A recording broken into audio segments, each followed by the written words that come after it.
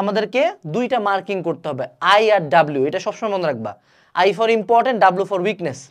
আমরা কি করি, ধরো তুমি ঢাবি ইউনিট ভর্তি পরীক্ষার আগে প্রত্যেক কেমিস্ট্রি বইয়ের আগে দেখবা সংকেত নিয়ে 4-5 পৃষ্ঠা থাকে।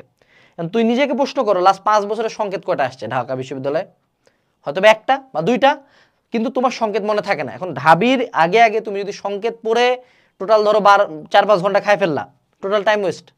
এই ক্ষেত্রে আমাকে নির্বাচন করতে হবে যে কোনটা আমার ইম্পর্টেন্ট, কোনটা আমার উইকনেস। এটাকে আমি একটা সেট দিয়ে বুঝাই। এটা হলো আমার ইম্পর্টেন্ট সেট, এটা হলো আমার উইকনেস সেট। এগুলো হলো ইম্পর্টেন্ট টপিক, এগুলো হলো আমাদের উইক টপিক। এই দুইটার মধ্যে যেটা কমন যে একে ইম্পর্টেন্ট, দুইয়ে আসে। যেমন ধরো সংযুক্ত কোণে ত্রিকোণমিতিক অনুপাতের সূত্রগুলা ইম্পর্টেন্ট প্লাস তোমার মনে থাকে না। তো আমার রিভিশনের ক্ষেত্রে ফার্স্ট প্রায়োরিটি থাকবে দিস গাই, দুইটার মধ্যে কমন যেটা। সেকেন্ড প্রায়োরিটি কি আমার উইকনেস থাকবে না।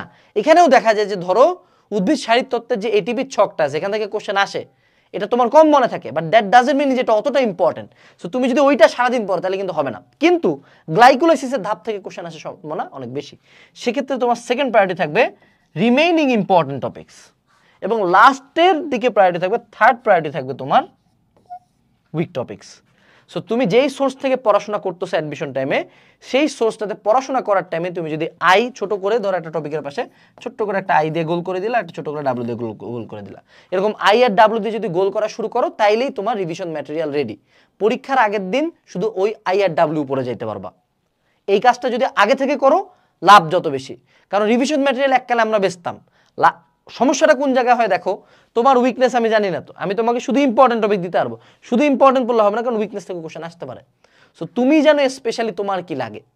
So prepare your own revision materials. Revision material মানে নতুন করে লিখতে হবে এমন না, বইয়ের মধ্যে বা যে সোর্স থেকে পড়ো সেটাতে মার্ক করো আই আর ডাব্লিউ।